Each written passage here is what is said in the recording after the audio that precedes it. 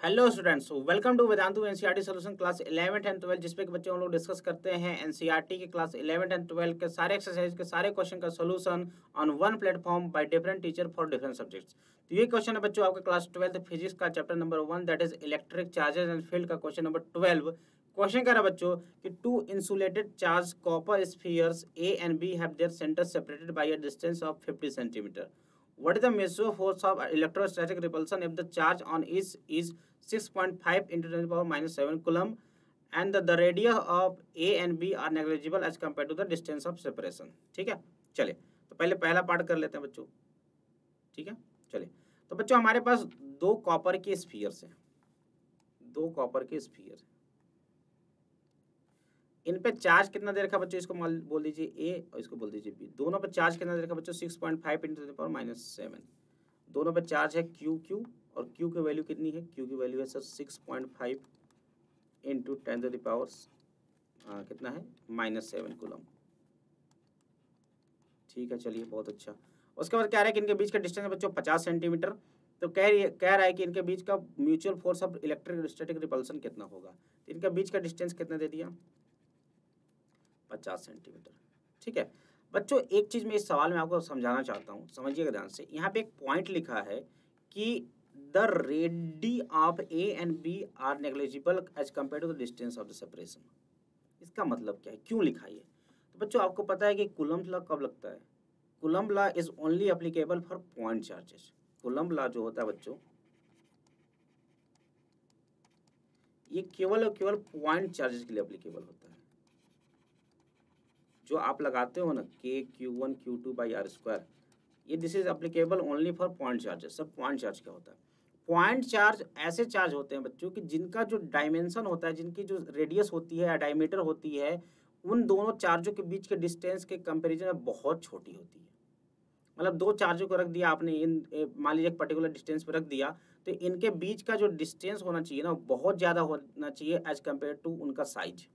ठीक है, तो ऐसा इसको बोलते हैं पॉइंट चार्ज। और इसीलिए ये पॉइंट आपको दे रखा है ताकि आप कूलम्ब फोर्स लगा सको, है ना। कहीं ऐसा तो नहीं कि मतलब डिस्टेंस दे दिया 50 सेंटीमीटर, अब इनका साइज ही है 100 सेंटीमीटर का, कूलम्ब लगेगा ही नहीं। क्लियर है? तो इसलिए उस बात को स्पेसिफाई करना जरूरी था। ठीक है, अब कह रहा है फोर्स निकालो। फोर्स कितना होता है जरा ध्यान समझेंगे। फोर्स इज इक्वल टू क्या हो जाएगा के Q1 Q2 by r square. के की वैल्यू सभी को पता है 9 into 10 to the power 9। Q1 की वैल्यू है 6.5, Q2 की वैल्यू होती है नहीं, इसका होल स्क्वायर हो जाएगा। इसका क्या हो जाएगा, होल स्क्वायर हो जाएगा बट्टे में आर स्क्वायर। डिस्टेंस कितना बच्चों 50 सेंटीमीटर। 50 मतलब कह सकते हैं मतलब 0.5 का होल स्क्वायर। ठीक है, सॉल्व कर लेते हैं इसको। इसको लिख सकते हैं बच्चों 9 इंटू 6.5 इंटू 6.5 और बट्टे में कितना हो गया, ये बट्टे में हो गया ये 0.5 को ऐसे लिख सकते हैं कि हम लोग 25 गुणे 10 की घात माइनस 2 और ऊपर का पावर हम लोग सॉल्व कर लेते हैं 10 घात कितना बच्चों 9 और ये हो जाएगा -14। तो 14 में से 9 गया बच्चों हो जाएगा 10 घात -5। क्लियर है क्या सभी को? ठीक है, अब देखिए जरा इसको 5 से काट दीजिए, 13 बार में कट जाएगा 1.3 और ये भी कट गया 1.3 बार में। ठीक है, तो होगा बच्चों 9 इंटू 1.69 क्योंकि 1.3 1.3 1.69 हो जाएगा। Clear, into 10 to the power कितना होगा बच्चों -5 में से 2 जाएगा तो कितना हो जाएगा -3। क्लियर है क्या सभी को? अब इसको मल्टीप्लाई कर लीजिए, कितना हो जाएगा बच्चों 9 9 81, 9 6 54 और 8 72 और 9 1 9 और 7 कितना हो जाएगा 72, है ना। 9 6 सॉरी 9 9 81, 9 6 54 और 8 62 हो जाएगा। 9 1 9 और 6 15 हो जाएगा। राइट, तो ये हो गया हमारे पास 15.21 गुणे 10 घात हो गया -3। तो या फिर इसको लिख सकते हैं 1.5 लगभग 52 गुणे 10 घात हो जाएगा, ये हो जाएगा -2 न्यूटन। क्लियर है क्या सभी को?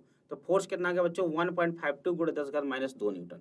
क्लियर है सभी को? ठीक है, अब देखिए इसका बी पार्ट कह रहा है बच्चों कि what is the force of repulsion if each sphere is charge double. अब चार्ज को हमने डबल कर दिया और उनके बीच के डिस्टेंस को आधा कर दिया।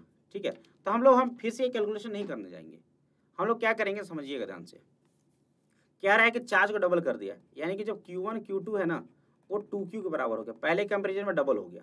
ठीक है, और जो डिस्टेंस है बच्चों वो पहले का आधा हो गया, R/2 हो गया। तो जो नया फोर्स होगा F डैश कर दीजिए के Q1 Q2 कितना हो जाएगा बच्चों, Q1 भी 2Q और Q2 भी 2Q और बीच का डिस्टेंस कितना होगा बच्चों R/2 मतलब R²/4 हो जाएगा, क्योंकि R का होल स्क्वायर होता है। ठीक है, 2 दूना 4 और 4 नीचे है, कितना हो जाएगा बच्चों 16 गुना, यानी 16K² और इसकी वैल्यू तो अभी हमने निकाल रखी है, इसकी वैल्यू निकाल रखी है 16 इंटू इसकी वैल्यू कितनी आ गई बच्चों 1.52 गुणे 10⁻², 1.52 गुणे 10⁻²⁻2 न्यूटन।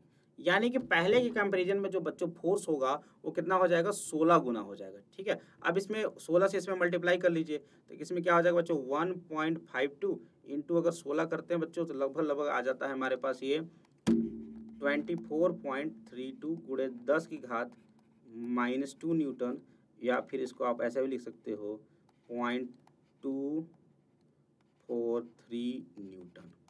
क्लियर है क्या सभी को बात? ठीक है, हमें उतना पूरा कैलकुलेशन फिर से करने की कोई ज़रूरत नहीं है, हमने बस इस पुराने वाले डेटा को ही यूज कर लिया। क्लियर है क्या सभी को बात यहाँ तक? ठीक है, तो इस तरीके से हम लोग इस क्वेश्चन को सॉल्व कर सकते हैं। तो उम्मीद करता हूँ आपको सोल्यूशन समझ में आ गया होगा। तो do like the video and do subscribe channel. Thank you very much, bye bye.